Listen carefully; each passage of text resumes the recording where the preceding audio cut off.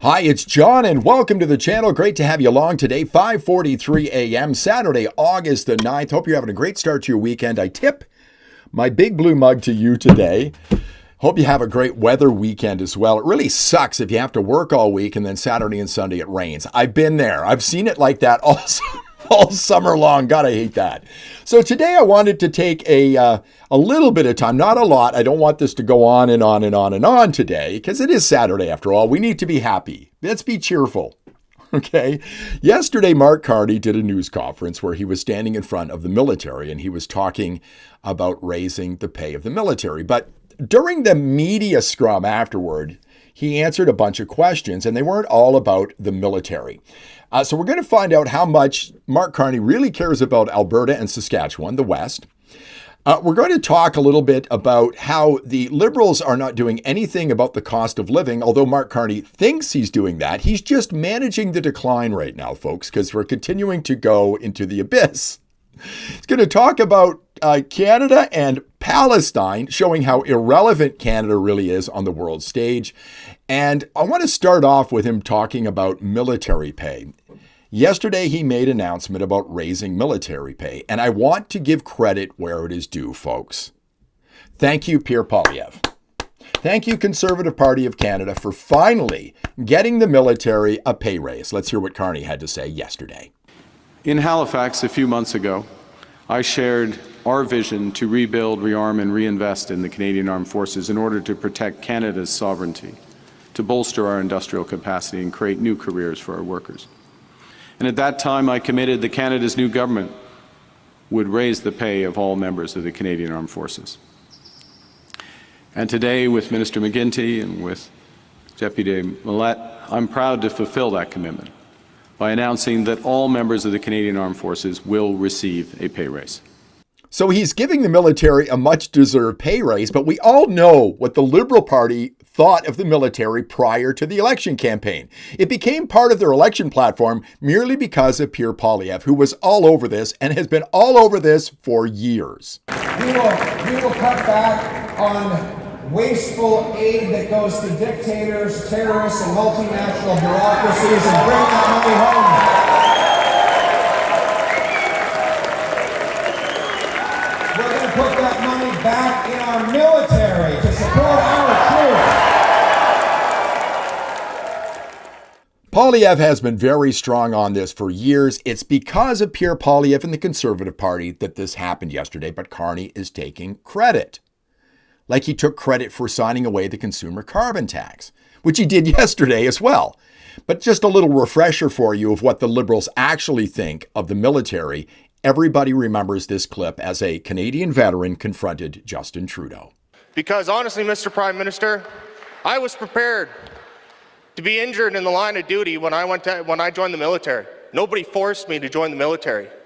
I was prepared to be killed in action.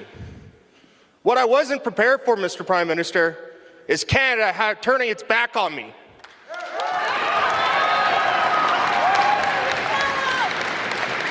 So which veteran was it that you were talking about? Why are we still fighting against certain veterans groups in court? Because they're asking for more than we are able to give right now. Further on in the news conference during the media scrum, and this gives me an opportunity to push Alberta independence once again, Carney's asked about the poor job numbers. They're not good. Not looking good at all. Again, he's managing the decline. He immediately jumps to criticizing the West. He doesn't really care about the West. He doesn't like the West. He certainly doesn't like the Conservative premiers out in Alberta and Saskatchewan, because that's immediately where he jumped to criticize the two provinces out here about bad job numbers. His solution to the problem? Help the East. As a follow-up, could I get your reaction to the jobs reports, loss of 41,000 jobs, worse than expected? Thank you. Sure. A couple of things. One is that obviously we look very closely at developments in the labor market.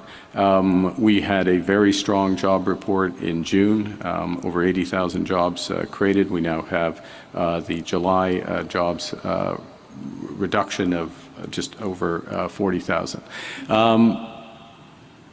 What's interesting about, if you look across those areas, The geographic spread is, in the July report, is more in Western Canada. It's in Alberta and Saskatchewan.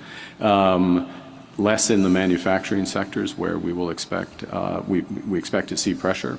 And there are pressures, which is why we're taking action in steel and lumber, and we will in autos and other areas. Immediately after talking about the poor jobs report, he shifted into how his government is helping make life more affordable for Canadians with the cost of living. Are you feeling that? I'm not feeling that at all. I'm thinking things are getting worse. Again, managing the decline here, right? He's gaslighting us is what he's doing. Now, I'm not going to show you what he said yesterday in that news conference because I wanted to show you basically what he talked about in an email I get. I get regular email from the Liberal Party, and I got this one yesterday. We're making life more affordable for Canadians, John. Here are 5 ways Mark Carney and our Liberal team are delivering real results. Bold type, underlined. Middle class tax cut, putting up to $840 more in Canadian pockets every year. Well, thank you, Mr. Carney. But prices are still going up, and if we'd elected Poilievre, it would have been twice that much. As far as a Canadian dental care plan, it's not much of a plan. It may be helping some people, but I haven't got poor teeth, so it's not helping me at all. And a lot of dentists don't want to be part of this. It's just too much red tape. Affordable housing, eliminating GST on homes up to $1 million, saving first-time home buyers up to $50,000. Well, I seem to think that this was Pierre Poilievre's plan, although Poilievre's plan was better. The Canada Strong Pass, helping families save money and discover more of Canada's national parks. Well, I guess he did save me money, about $20 a couple of weeks ago when I went to Banff National Park. I did a video on a bike ride I did from Banff to Lake Louise and back. I guess he saved me $20. But you're not really saving anything when you're in debt, your country is broke, and you're giving away free stuff. And building one Canadian economy. We're breaking down trade barriers, speeding up nation-building projects. This is not happening. I did a video on this yesterday. Things are more fractured now than they ever were. Things are not getting better. They are getting worse. Again, he is managing the decline. Then we got into a question regarding what's going on in Gaza. He basically showed how irrelevant Canada is in this world. And I asked the question again, if Canada had to take up arms in this conflict, what side would we choose? Because his answer wasn't sufficient for me. Judy Trin, CTV News. Prime Minister, given that you have said that Canada will recognize a Palestinian state, and given that Prime Minister Netanyahu has an arrest warrant issued by the International Criminal Court, and yet he is still considering and he wants to take over parts of Gaza City, will the Canadian government consider sanctions against Israel?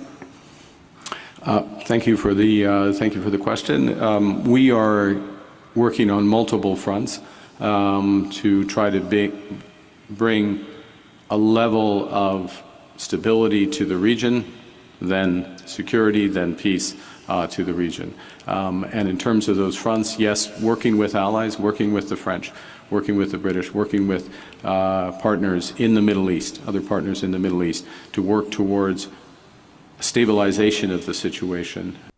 He's asked if Canada will take up sanctions on this issue. His answer should immediately have been no, but instead he goes into some spiel to make it look like Canada is somehow relevant when it comes to this issue. And Canada is irrelevant as he is. He's out of his league here, folks. He's better off in a boardroom. He's better off buying stocks. He's better off trying to increase the value of his portfolio because that's who this guy is. He should be taking his offer of recognizing a Palestinian state right off the table because the people on the other side, the terrorist organization that he supports, has said they're not going to disarm until that happens. So that should be off the table, but he's not doing that either. And the hostages are not coming home. It's pretty sad. Manage the decline, folks, because that's where we are right now. Canada used to have some relevance, but we don't have any at all now. Pretty sad. And here's the thing that really bothers me, and I've been thinking about this quite a bit over the last several days, is this guy could do anything and people will blindly support him. It's the Carney cult. It's pretty sad. They'll follow him right into the abyss and still support him. If an election were held today, he might get a majority. Pretty sad, isn't it? Anyway, that's it from what happened yesterday. Just a few things to show you how bad things really are when it comes to the country and how poorly people chose when it comes to electing a new prime minister. Thanks for watching. I appreciate it. Hope you have a great day today, a great Sunday. If you like the video, give me a thumbs up, subscribe to the channel, ring the bell for notifications. I'll see you in the next one.